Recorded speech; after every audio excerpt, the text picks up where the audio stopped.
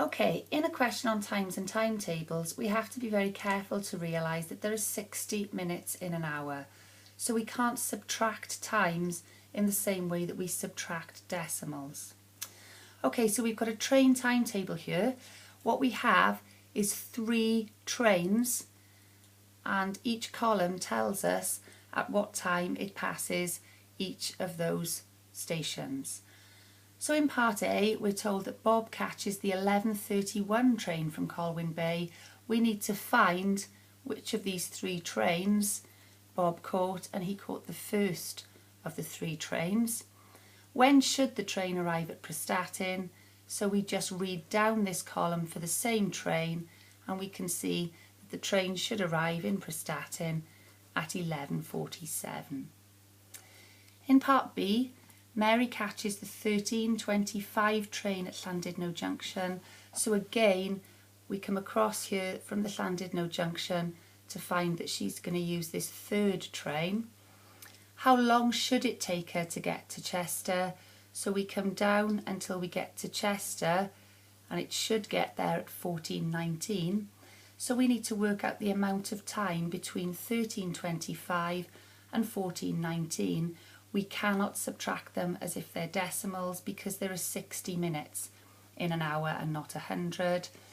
We could look at this and say, well, an hour from there will be 14:25, and this here is 6 minutes short of an hour. So she's going to take 54 minutes on that train. The other way we could do it is we could work out from 13:25 up to 2 o'clock, up to the 1400 hours, which will be 35 minutes, and then add on 19 minutes to get back to that 54-minute answer. Another question to do with times is to do with time zones when you're flying. So we've got a lot of information in this question, and we need to work our way through each part. So Sophie is due to fly from Glasgow to San Francisco, and she arrives at Glasgow Airport on Wednesday at 13:40, which we know is 20 to 2 in the afternoon. We can highlight any key information in this sort of question. She then has to wait 4 hours and 25 minutes for her flight. So the first thing we could work out is how long she is waiting for her flight. So we can add on the 4 hours to 13:40 to get 17:40, which is 20 to 6 in the evening, and then another 25 minutes on from 20 to 6 in the evening will take us to 5 past 6 in the evening, or 18:05. She then takes a 13-hour flight between Glasgow and San Francisco. So this is 6:05 p.m. on the Wednesday night.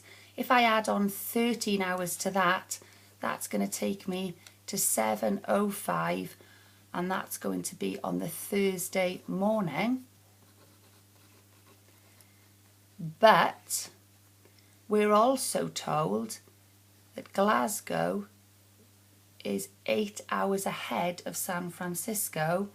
So when she arrives in San Francisco, this is the time it would be in Glasgow. So we need to take 8 hours off this because San Francisco are 8 hours behind.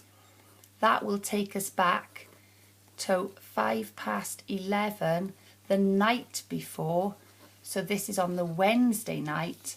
So in this answer line at the bottom, it's actually Wednesday at 11:05 p.m, or if you prefer in 24-hour clock, that's 23:05.